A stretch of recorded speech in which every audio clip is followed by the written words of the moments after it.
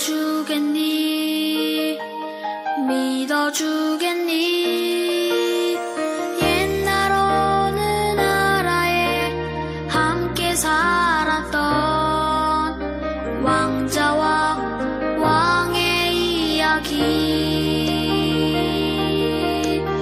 언제부턴가 그 나라에는 몹쓸 병이 돌고 있었대. 사랑과 용서보다 미움과 싸움이 커져만 가는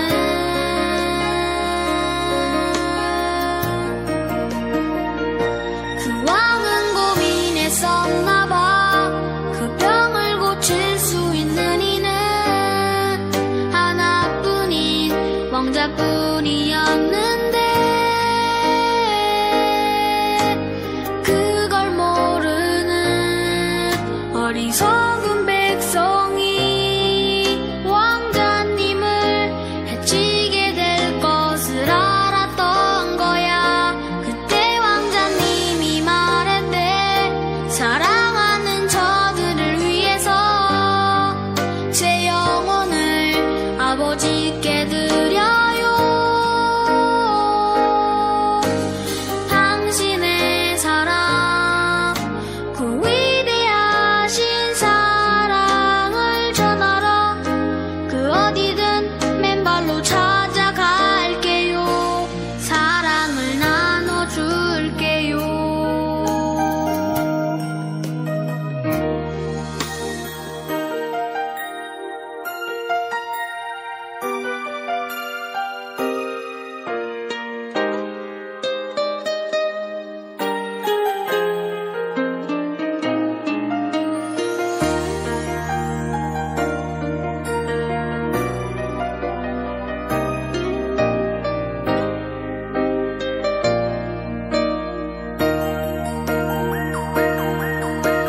추운 곳에서 어두운 곳에서 매일 사랑을 가르쳤대.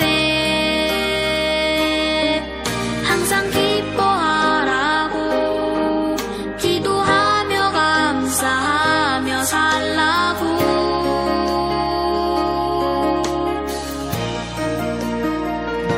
그러던 어느 날이었지. 어리석은 백성들이 그만 왕자님을 해치고야만 거야. 하늘도 울고 세상도 울었지만 왕자님은 기도했대. 저들을 용서하라고.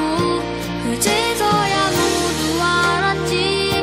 우릴 위해 이곳에 오신 걸. 우릴 위해 눈물 흘리셨단 걸. 그분의 사랑, 그 위대하신 사랑을 배우고 다시 오실 그날을 기다렸는데 또 시간은 점점 흐르고 그 기억은 멀어져 가면서 우리들은 다시 잊어가나 봐. 그분의 사랑, 그 위대하신 사랑을 우리는 언제까지나 항상 기억해야 해. 가슴에 새겨둬야 해.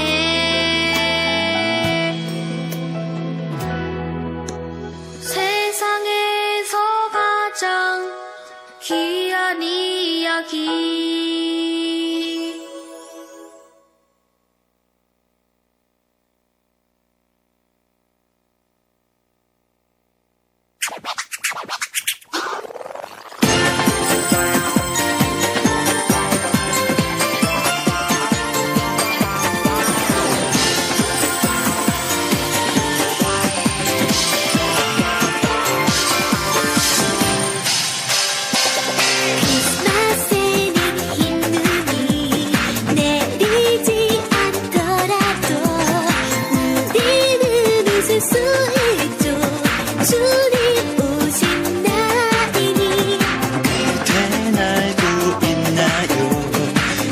가장 기쁜 소식을 주님 우리를 위해 선물을 이 땅 위에 주셨네.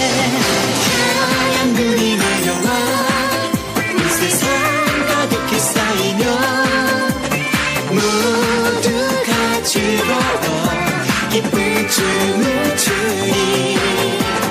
어린이도 노인도 모두 함께 찬양 드려요. 이 땅에 나신 아기 예수님께 한 사람도 빠짐없이 예수 탄생 축하해요. 우리만의 기쁜 축제가 하나님 모두의 축제인걸요. 하얀눈이 내려와 온 세상 가득히 쌓이며 모두가 즐거워 기쁜 춤을 추리. 어린이도 노인도 모두 함께 찬양 드려요. 이 땅에 나신 아기 예수님께 이 땅에 나신 아기 예수님께.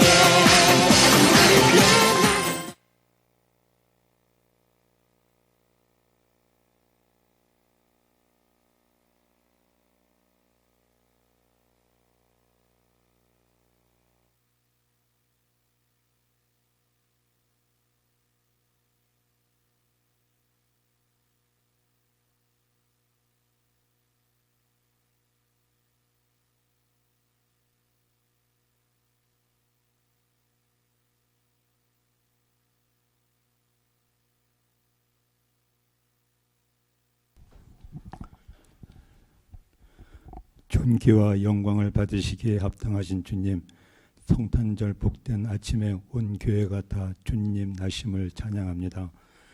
우리의 구주로 낮고 낮은 곳에 임하시어 우리에게 생명을 주신 주님을 찬양합니다.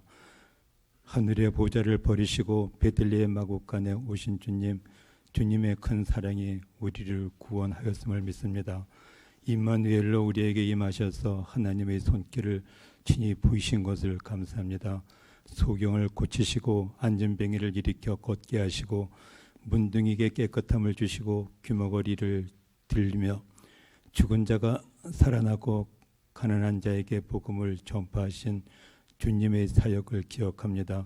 이제 우리가 그 소망을 증거하는 심령들 되게 하여 주옵소서. 2000년 전에 우리에게 오시어 갈보리 십자가를 지시고 우리를 대신하여 죽으신 주님의 은혜를 생각할 때 무한 감사를 드립니다. 죽기까지 하나님 아버지의 뜻에 순종하신 그 순종을 우리가 배울 수 있게 하시고 우리도 주의 뜻에 순종하는 은혜가 있게 하여 주옵소서. 이곳에 주님의 뜻에 따라 세운 교회를 위해 기도합니다.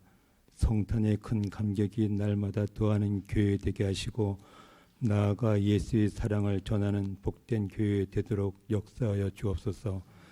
지역을 섬기며 사회를 봉사하고 바른 믿음과 삶을 나눌 수 있는 교회가 되도록 인도하여 주옵소서. 올 한 해도 다 지나갑니다. 한 해를 인도하신 하나님께 감사하게 하시고 주를 위해 헌신하겠다 다짐한 모든 것들을 다 새롭게 칠 수 있도록 인도하여 주옵소서.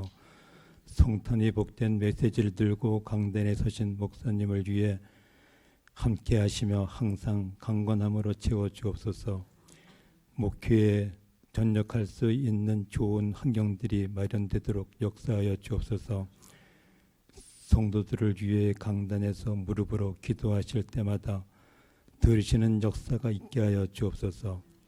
이 땅의 왕으로 오시어 우리를 섬기고 우리를 위하여 죽으시며 부활하신 예수 그리스도 이름으로 기도드립니다.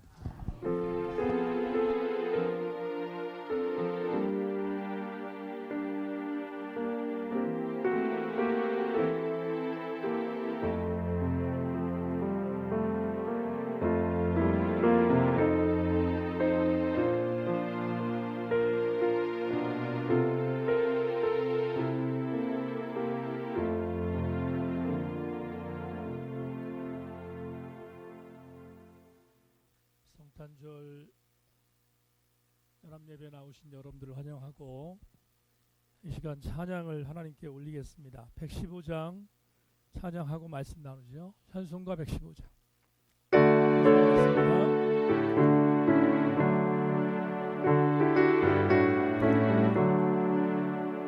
기쁘다고 주오셨네 만백성 맞으라 온 교회여 다 일어나 다 찬양하여라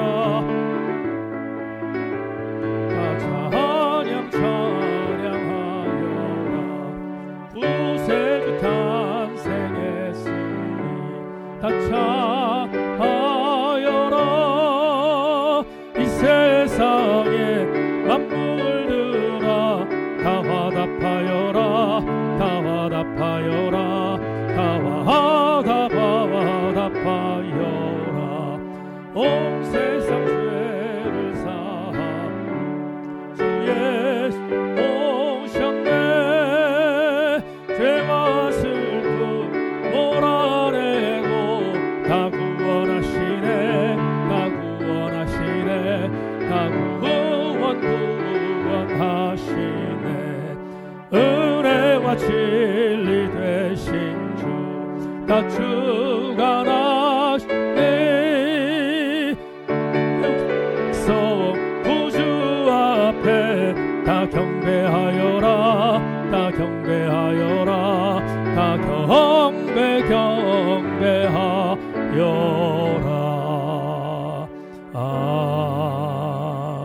아멘.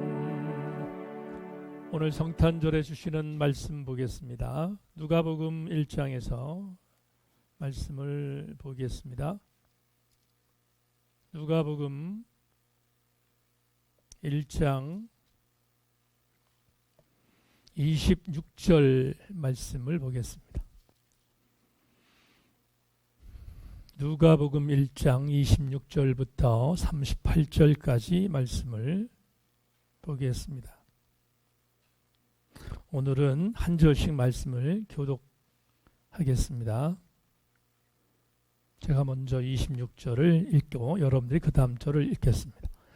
여섯째 달에 천사 가브리엘이 하나님의 보내심을 받아 갈릴리 나사렛이란 동네에 가서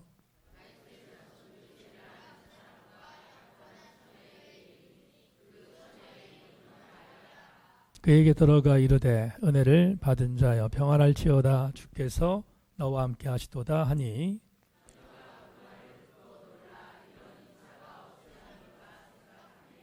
천사가 이르되 마리아여 무서워하지 말라 내가 하나님께 은혜를 입었느니라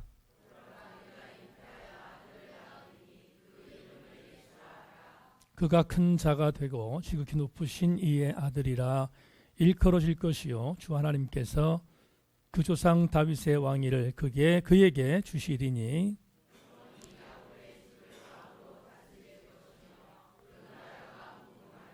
마리아가 천사에게 말하되 너는 남자를 알지 못하니 어찌 이 일이 있으리까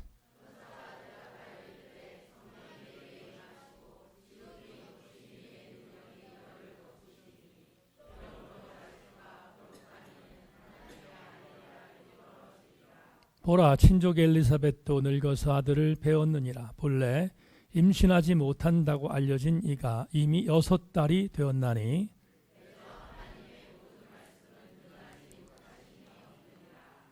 같이 하겠습니다. 마리아가 이르되 주의 여정이 오니 말씀대로 내게 이루어지다음에 천사가 떠나가니라. 아멘. 자, 말씀 듣기 전에 우리 오래된 찬양 하나 함께 하나님께 드립시다. 누군가 널 위하여 기도하네 찬양 함께 합시다.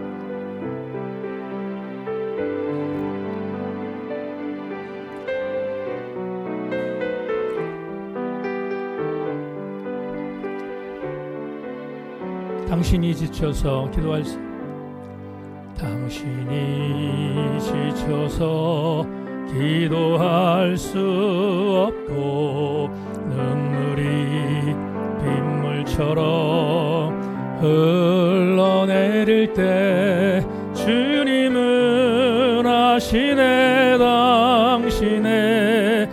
약함을 사랑으로 돌보주시네. 누군가 널 위하여 누군가 기도하네. 내가 홀로 외로워서 마음이 무너질 때 누군가 널 위해 기도하네. 당신이 외로이 홀로 남았을 때 당신은 누구에게 위로를 얻나. 주님은 아시네. 당신의 마음을 그대 홀로 잊지 못함을. 조용히 그대 누군가 기도하네.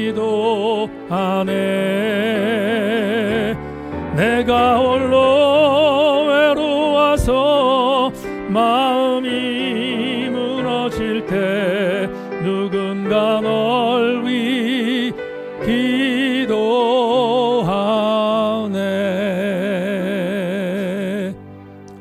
아버지 하나님, 2019년 성탄절 아침에 사랑하는 귀한 교우들이 아기 예수 그리스도의 탄생을 진정성 있게 기뻐하고, 그리고 우리에게 오셨던 그 놀라웠던 사랑의 절정을 함께 축하하고 또 기뻐하는 모습으로 예배를 드리오니, 하나님, 우리 예배가 주님께는 드려지게 하시고 우리 교우들에게 오늘 예배를 통하여 주시는 영적 감동은 우리에게 임하게 하여 주옵소서.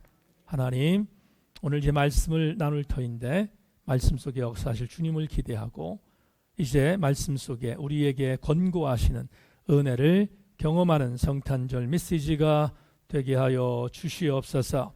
오늘 직장에 출근하고 일이 있고 이모저모의 일 때문에 성탄절 예배에 참석하지 못한 교우들, 영적 감동을 허락하여 주셔서 하나님, 저들에게 예배는 참석하지 못했지만 하나님의 은혜가 임할 수 있도록 주여 전원하여 주시옵소서.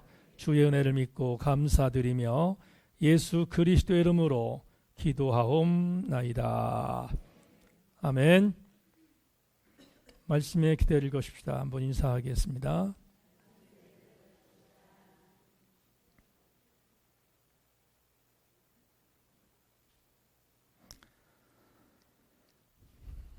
오늘 여러분과 성탄절 메시지로 함께 나눌 말씀의 제목은 누군가 나를 위하여, 이런 제목을 갖고 말씀의 은혜를 나누겠습니다. 교회마다 성탄절 메시지가 상당히 중요한데 오늘 우리 교우들에게도 성탄절 메시지가 의미 있는 말씀으로 잘 접목될 수 있기를 주님의 이름으로 소망합니다.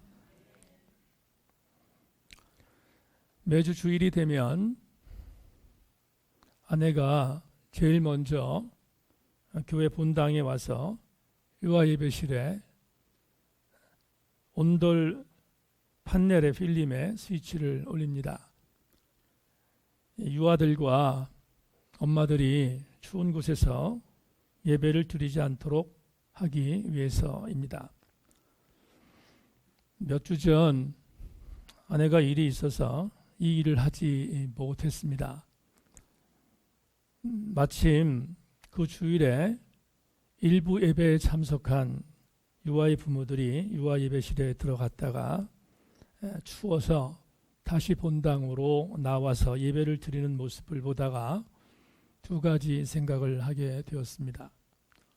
첫 번째는 혹시나 유아 부모들이 그럴 리 없겠지만 혹시 교회에 유급사역자들이 있는데 어떻게 이렇게 무책임하게 예배 준비를 할 수 없는가 라고 나름대로 따가운 눈총을 보내는 그러한 유아들의 엄마들이 있을까 하는 첫 번째 소회가 저에게 있었고, 반대로 또 하나의 소회가 저한테 있었는데, 그동안 내가 유아실에서 따뜻하게 예배를 드렸던 것은 당연한 일이 아니라 누군가가 세밀하게 내가 예배를 따뜻하게 드릴 수 있도록 돕는 사람이 있었던 것이었구나 하는 것을 깨닫는 두 번째 생각을 갖는 그런 성도들이, 유아 엄마들이 있지 않을까 생각해서 두 가지의 생각이 같이 밀려왔습니다. 우리는 가끔 나에게 주어지는 안락함들이, 편안함들이 너무 당연한 것으로 여길 때가 많이 있습니다. 그런데 절대로 당연하지 않습니다. 이유가 뭔가 하면, 적어도 저와 여러분들에게 예배를 안락하게 드리도록 만들기까지는 그 전에 누군가의 섬김이 있었고, 누군가의 희생이 있었고, 누군가의 헌신이 있었기 때문에 가능하기 때문입니다. 그러므로 나에게 주어진 일체의 편안함은 당연히 주어지는 것이라고 생각하면 그건 정말로 이기적인 생각이 아닐 수 없습니다. 주일 예배가 끝나고 나면 오늘처럼 이런저런 일 때문에 예배 참석하지 못한 성도들이 있습니다. 그래서 부교육자에게 결석자를 파악하고, 적어도 아무리 주일날 예배를 참석하지 못했어도 담임 목사의 설교 동영상은 그래도 시청하는 것이 옳다 생각해서 결석자들에게 매 주일마다 설교 동영상을 부사역자를 통하여 송출하고 있습니다. 그런데 여러분에게 주어진 담임 목사의 주일 동영상 설교가 여러분의 SNS에 도착하기까지 그것도 당연히 이루어진다고 생각하면 절대로 안 됩니다. 왜냐하면 적어도 여러분의 SNS상의 동영상, 영상 매체가 도착하기까지 토요일 날 부사역자가 혹은 교우가 설교 원고에 자막을 세팅하고, 더불어 주일날 영상부장 이하 사랑하는 영상부원들이 영상을 만들기 위해서 수고한 수고가 플러스되고, 더불어 담임 목사의 설교의 원고가 하나도 성도들에게 잘못 전해지지 않도록 노력하기 위하여 세밀한 자막 영상까지 포함되어 그 수고가 함께 합일되어 여러분들에게 전달되는 것입니다. 그런 면에서 역시 이 모든 일도 사랑하는 자들의 수고와 헌신과 희생이 있었기에 여러분들이 혹시나 주일날 놓쳤을 수 있는 담임 목사의 영상을 시청할 수 있는 것입니다. 한 가지만 여러분에게 더 이야기를 할까 합니다. 하나님이 기회를 주셔서 2학기 동안 대학원 강의를 할 수 있는 기회를 주셔서 마쳤습니다. 목사 후보생들에게 정글 같은 현장에 나와서 당황하지 않도록 조금의 도움이라도 주기 위해서 2학기 동안 최선을 다하여 준비하여 목회자 후보생들에게 강의했습니다. 지난주 강의를 끝내고 성적사정까지 마친 뒤에 느끼는 소회가 있습니다. 첫 번째 강의보다 두 번째 강의가 훨씬 수월했다는 점입니다. 이유는 간단합니다. 첫 번째 학기 때 최선을 다해서 준비했던 강의 기초 자료가 두 번째 강의 때 도움을 주었기 때문입니다. 조금 부족했던 강의 내용을 보강하고 첫 번째 학기 때 유감스러웠던 부분에 있어서 조금 더 최선을 다하여 메워서 첫 학기보다 두 번째 학기에 조금 더 수월하게 강의할 수 있었다고 말씀드릴 수 있을 것 같습니다.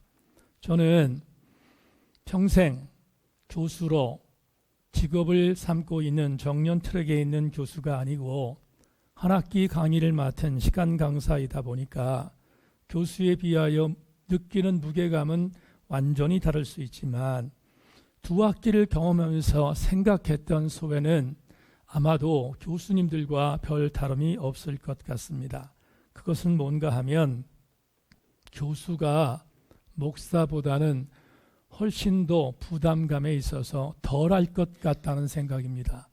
왜냐하면 여기 교사로 있는 우리 교회 교우들도 있지만 교사는 매번 이미 준비했던 강의안을 갖고 조금 더 보강하여 다음 학기를 준비하면 되지 않습니까? 그런데 목사는 그랬다가는 난리가 납니다.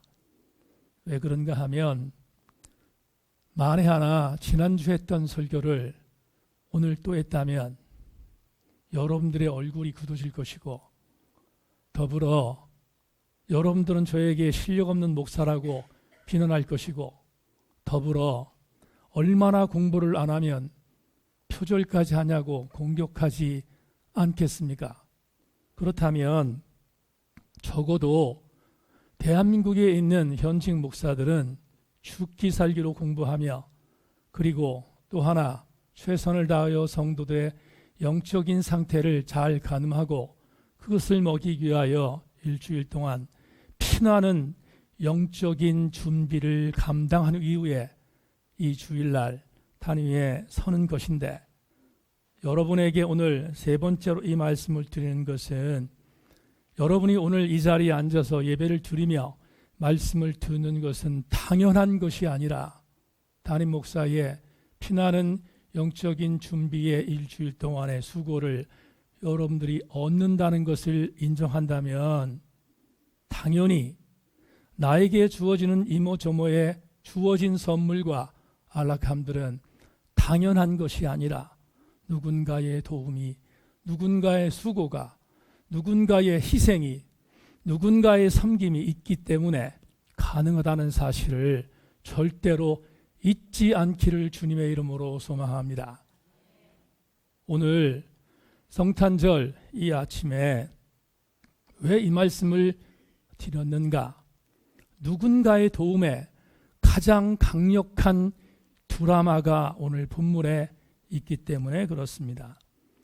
오늘 본문은 여러분들이 너무나 잘 아는 마리아에게 아들을 낳을 것이라는 그 유명한 수태고지의 메시지입니다. 많은 학자들은 오늘 본문을 동정녀의 수태고지라고 이름을 붙여서 굉장히 많은 사람들이 알고 있는 텍스트이기도 합니다. 나사렛에서 평범한 한 남자를 사랑하게 되었고 이제 얼마 있으면 그 남자와 결혼을 하게 되는 한 여주인공이 본문에 등장합니다.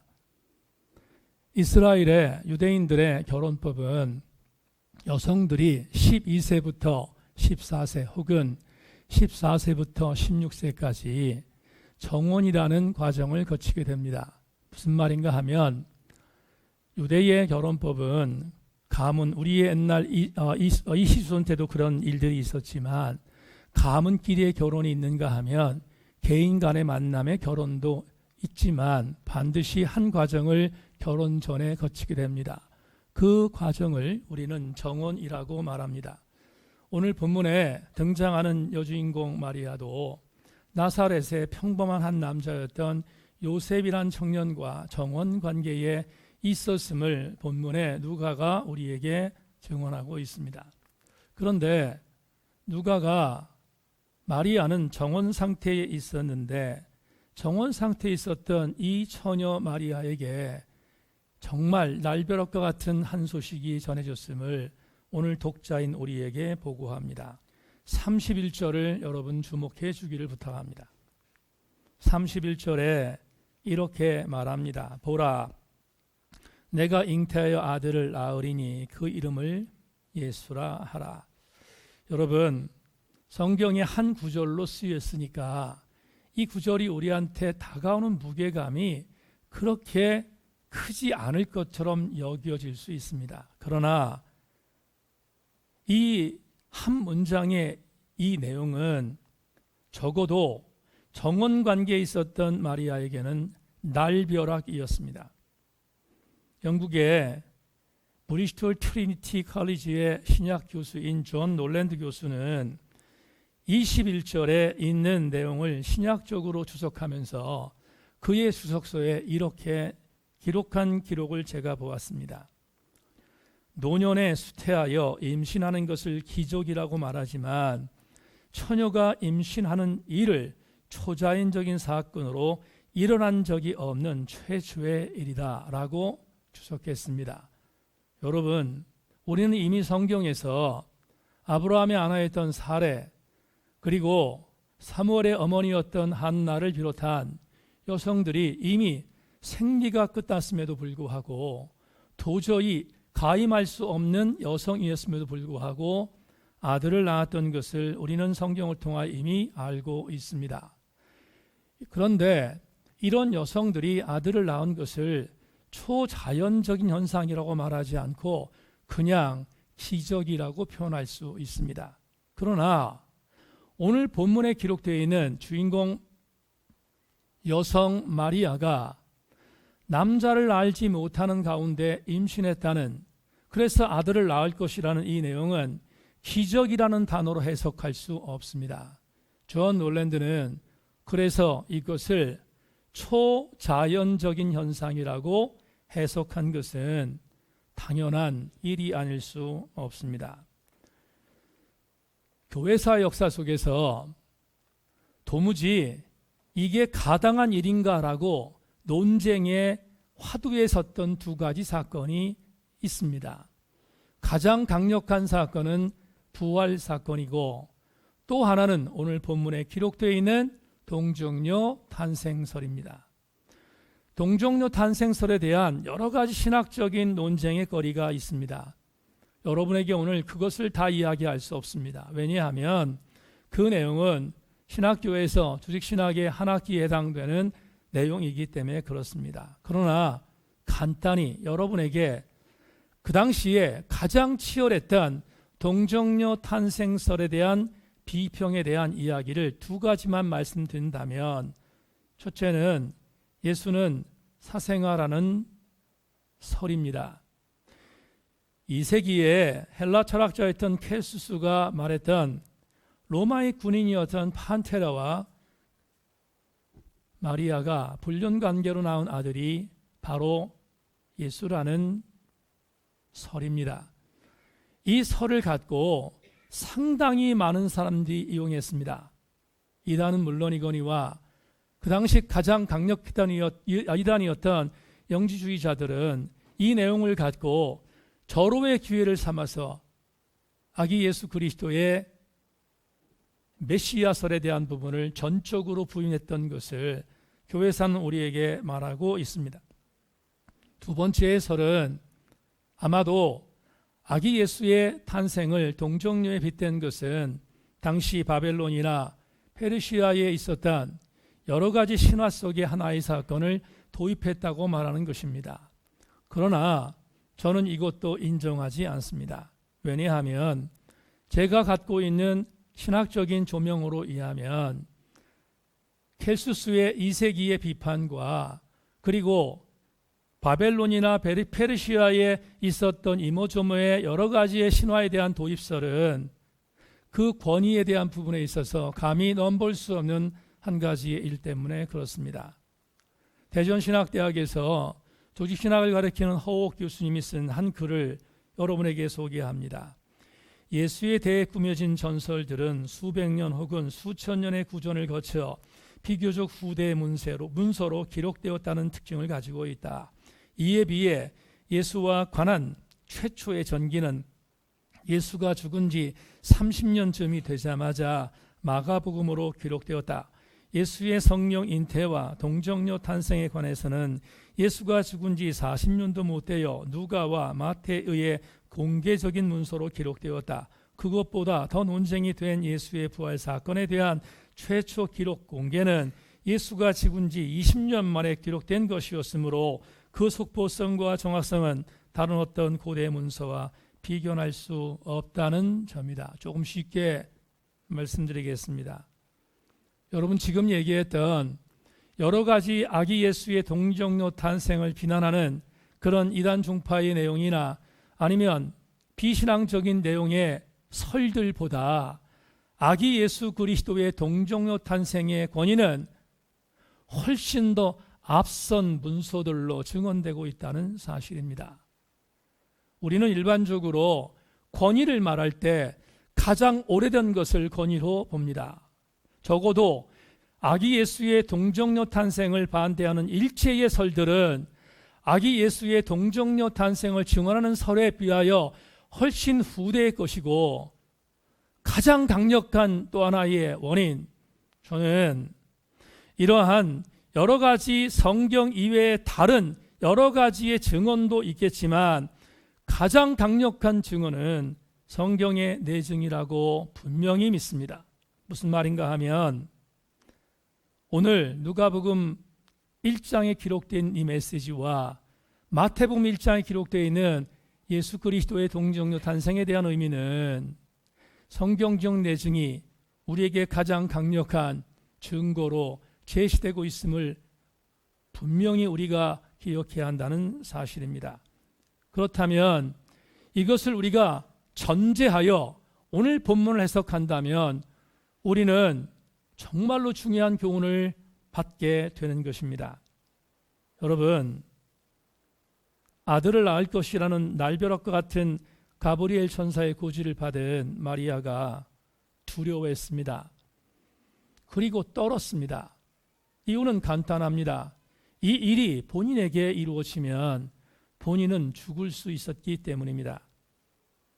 그래서 아직은 결혼하지 않은 상태였지만, 그리고 우리는 이미 마태복음의 자료에 의해서 그의 결혼할 대상이었던 요셉이 똑같이 가브리엘에게 너의 사랑하는 아내가 될 마리아가 성령의 은혜로 잉태할 것이라고 하는, 아들을 낳을 것이라고 하는 고지를 받았다는 사실을 인정하면서도, 그럼에도 불구하고 한 가지 분명한 사실은 마리아는 본인이 만에 하나 가브리엘 천사의 말을 그대로 받아들일 경우 그는 목숨을 잃을 수 있는 가능성이 있었기에 두려워하지 않을 수 없었으며, 그래서 이렇게 질문하고 있습니다.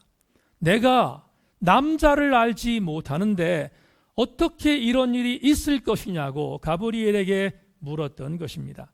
여러분, 자연적인 이치와 생물학적인 차원에 있어서 당연히 남자를 알지 못하는 여성이 잉태한다는 것은 있을 수 없는 일임을 마리아도 물은 것입니다. 그러자 오늘 본문 35절에서 이렇게 천사가 대답해 줍니다. 천사가 대답하여 이르되 성령이 내게 임하시고 지극히 높으신 이의 능력이 너를 덮으시리니 이러므로 나실 바 거룩한 이는 하나님의 아들이라 일컬어지리라. 다 같이 아멘.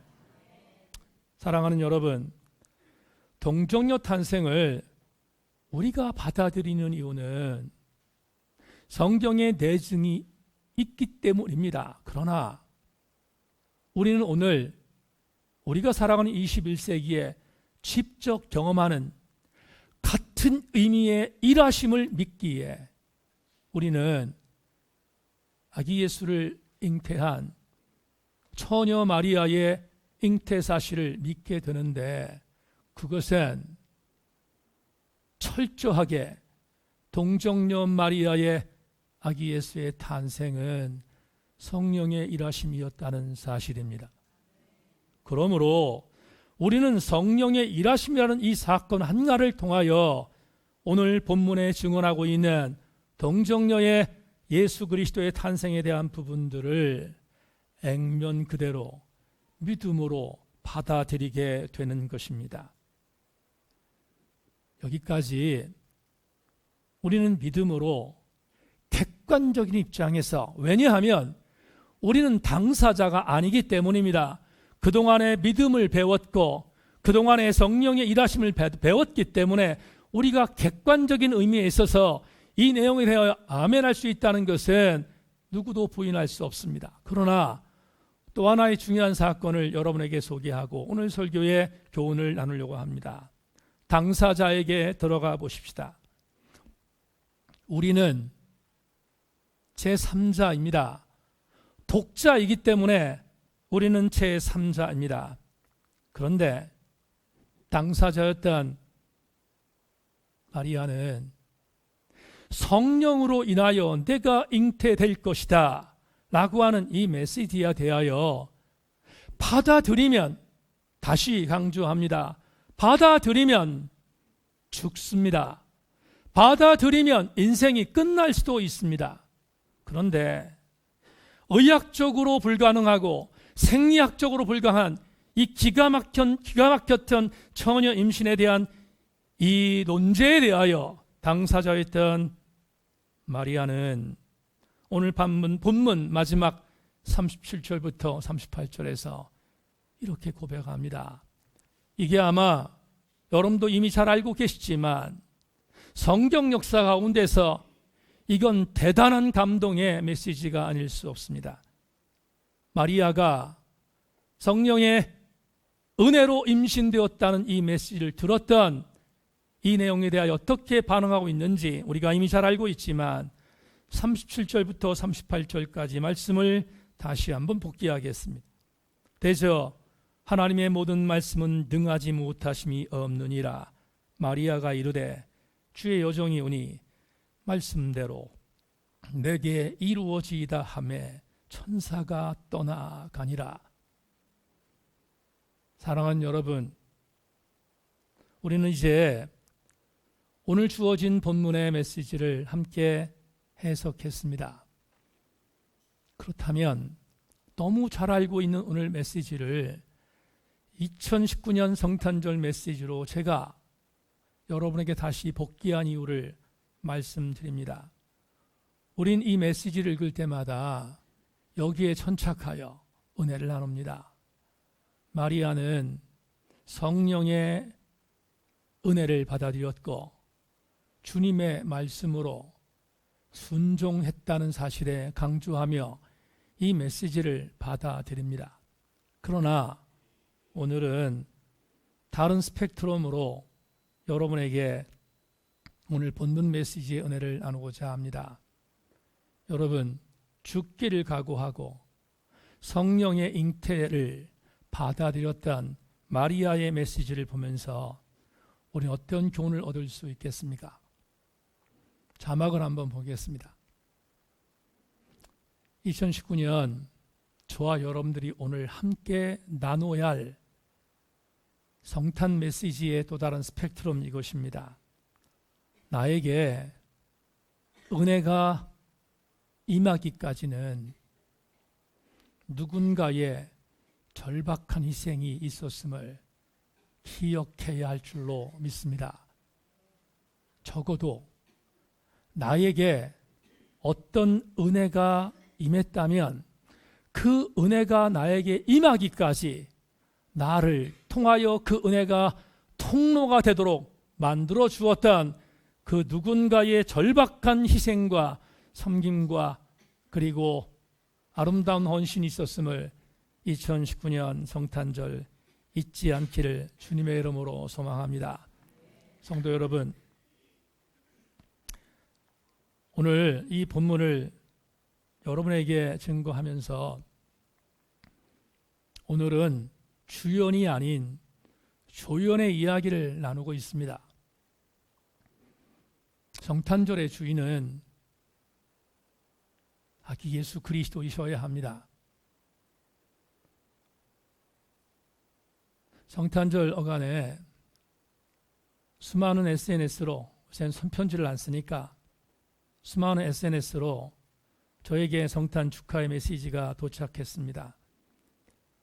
그런데 하나가 눈에 띄는 메시지가 있는데 저에게 성탄 메시지가 도착한 메시지 가운데 이 글이 있었습니다. 이미 우리 교회에서 표까지 정했던 메시지인데 다시 한번 복귀해도 좋을 것 같습니다. 성탄의 주인은 아기 예수 뿐이어야 합니다.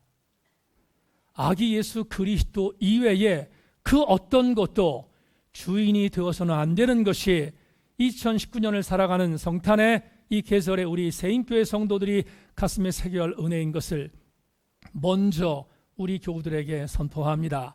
그런데 오늘은 아기 예수 그리스도가 분명히 주연이지만 아기 예수 그리스도가 주연될 수 있도록 주연의 역할을 만들었던 주인공은 그 육신의 어머니였던 마리아가 아닐 수 없음을 또 한번 우리 교우들과 나누기를 원합니다. 사랑하는 여러분, 주의 말씀대로 내게 이루어지기를 원합니다 라는 이 문장의 가장 중요한 단어는 내게입니다. 마리아는 가장 두려운 일을 자기에게 임해도 자기는 받아들이겠다고 순종했습니다.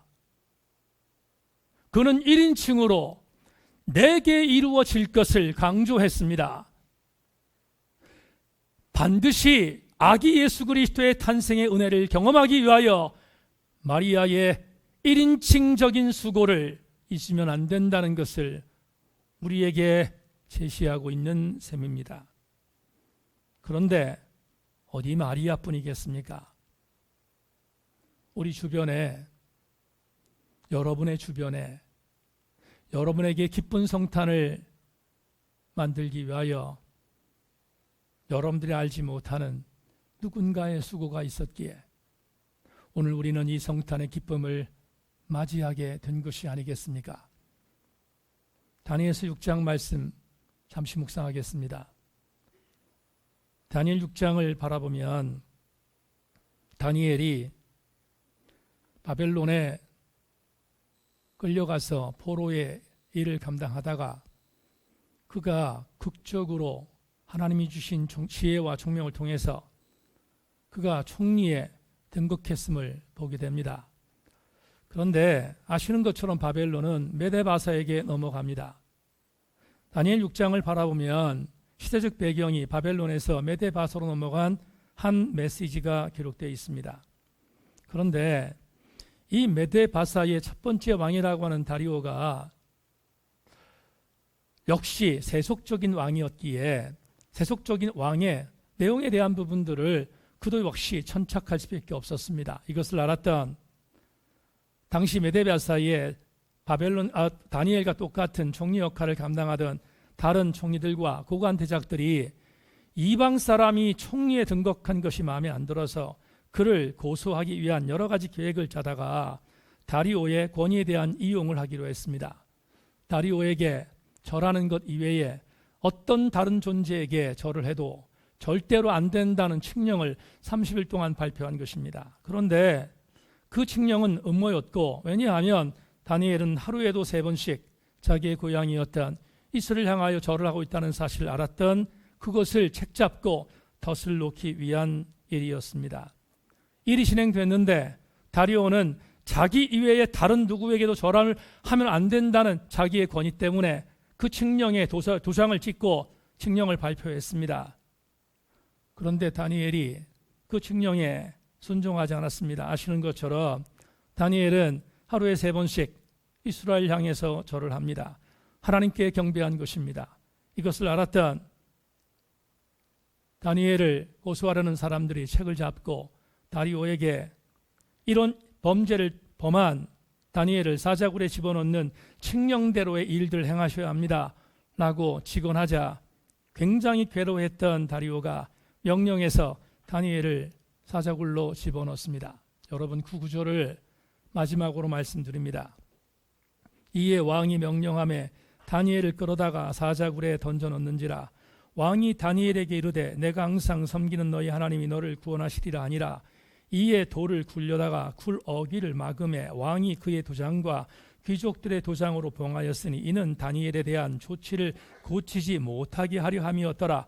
왕이 궁에 돌아가서는 밤이 새도록 금식하고 그 앞에 오락을 그치고 잠자기를 마다하니라. 마지막으로 집중해 주시기 부탁합니다. 여러분, 다니엘 6장은 메데바사의 다리오 시대였습니다. 그런데 다니엘 5장은 바벨론의 마지막 왕이었던 벳사살 시대였습니다.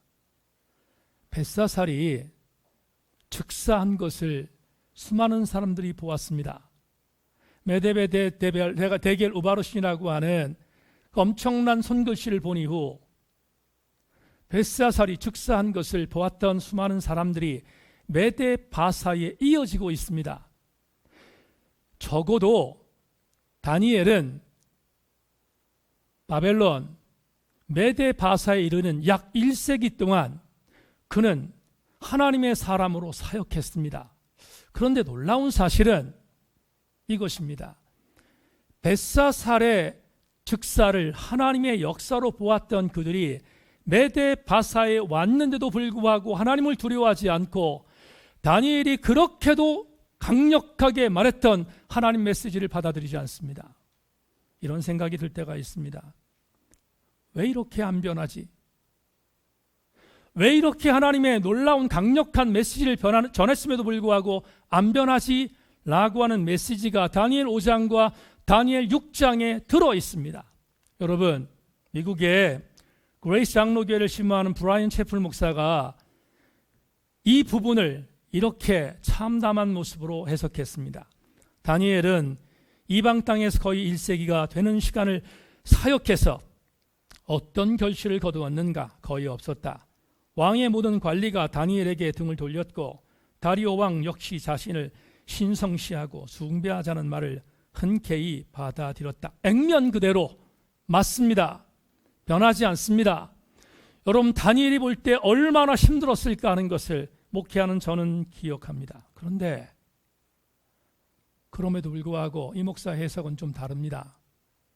사랑하는 여러분, 조금 전에 사자굴에 들어갔던 다니엘, 그를 사자굴에 집어넣었던 왕 다리오, 그가 다니엘서를 기록하고 있는 편집자가 어떻게 마지막 여백을 남겼습니까? 이렇게 남겼습니다. 왕이 궁에 돌아가서는 밤이 새도록 금식하고 그 앞에 오락을 그치고 잠자기를 마다하니라. 성도 여러분, 오늘 설교의 제목과 맹물려서 여러분에게 이런 마지막 교훈을 드립니다. 사람은 변하지 않지만 성령께서 역사하는 사람은 변하기에, 그래서 오늘도 한 사람이 변화되도록 만들기 위하여 성령의 아름다운 사역을 견인하는 또 다른 사람의 헌신과 희생과 그리고 아름다운 수고가 반드시 필요함을 우리는 절대로 놓치지 말아야 할 것입니다. 우리는 힘들어도 마리아가 죽음을 각오하고 자기의 모든 것들을 포기하는 한이 있더라도 아기 예수 그리스도의 탄생의 스테고지를 받아들였으므로 그녀의 수고와 그녀의 헌신과 그녀의 아름다운 희생이 오늘 이 자리에서 예배하는 저와 여러분들을 그리스도인으로 만들 수 있는 기폭제가 됐다는 것을 기억하고, 우리는 끝까지 내가 하나님의 은혜를 받았다면 내가 은혜를 받은 것은 내가 잘난 것 때문이 아니라 누군가의 아름다운 헌신이 있었음을 명심하고, 우리는 오늘도 이 은혜 안에 지속적으로 잘 서가는 성탄절이 되기를 주의 이름으로 소망합니다. 말씀을 맺겠습니다.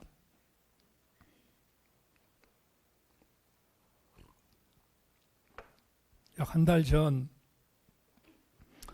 어떤 이에게 기도 부탁을 받았습니다. 절박한 기도의 제목이었기 때문에 때를 맞추어서 간절히 기도했습니다. 너무 중요한 기도 제목이었기 때문입니다. 그런데 그 중요한 기도 제목들을 나누는 어간 정글 같은 목회 현장에서 그것에 집중하지 못하게 했습니다.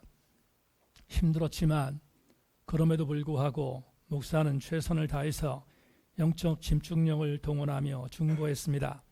왜? 제가 그 엎드리는 그 엎드림 때문에 그 지체에게 중요한 기도의 제목이 응답되는 것은 기쁨인 것을 알기 때문입니다. 성탄이란 계절이 우리에게 무엇을 의미하는가? 아기 예수 그리스도의 탄생으로 인한 평강과 은혜가 임하는 것이 성탄의 은혜입니다.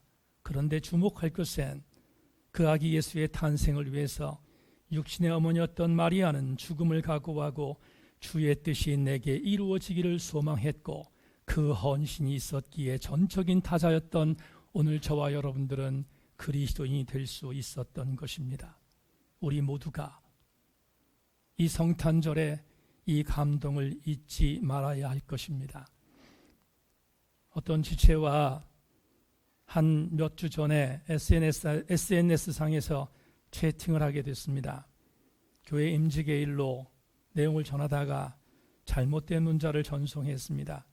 그 내용을 바로잡기 위해서 메시지를 보냈고 그리고 그 지체에게 안부했습니다.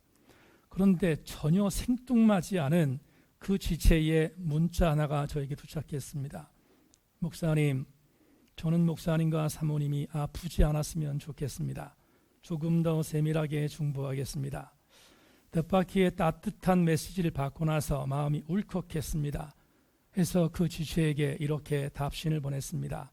지체님, 저는 지체님이 아프지 않았으면 좋겠습니다. 저도 지속해서 중보하겠습니다. 메시지를 나누다가 이런 감동이 저에게 밀려왔습니다. 아프지 않은 진정성은 존재하는가? 그럴 리가 있겠습니까? 아프지 않은 진정성이 어디 있습니까? 어떤 유행가 가수가 불렀던 것처럼 아픈 만큼 성숙해지는 것이 인간사라면 하물며 주의 사역을 감당하는 자들이 주님의 아파하심 그리고 그분이 이 땅에 오시기까지의 수고와 아픔을 인지하지 못한다면 어찌 그가 예수 그리스도인일 수 있겠습니까?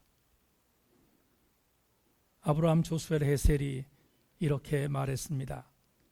삶의 신성함을 꿰뚫어 보는 소박한 통찰이 없다면 정교한 사변이라는 게 무슨 가치가 있겠는가?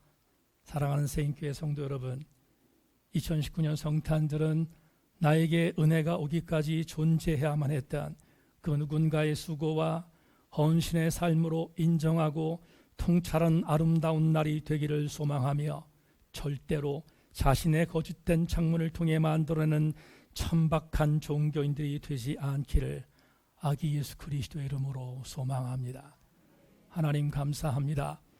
오늘 성탄의 귀한 날 내가 여기에 서 있을 수 있었던 것은 내가 절대로 잘나서가 아니라 나를 위하여 그 누군가가 기도했고 나를 위하여 그 누군가가 헌신했고 나를 위하여 그 누군가가 희생했기에 내가 여기 있을 수 있었다는 사실을 명심하고 우리 모든 성도들마다 그 정확한 통찰 아래 거하는 진정한 그리스도인들 되게 하여 주옵소서. 오늘도 주님이 우리와 함께 하실 것을 기대하며 예수 그리스도의 이름으로 간절히 기도하옵나이다. 아멘.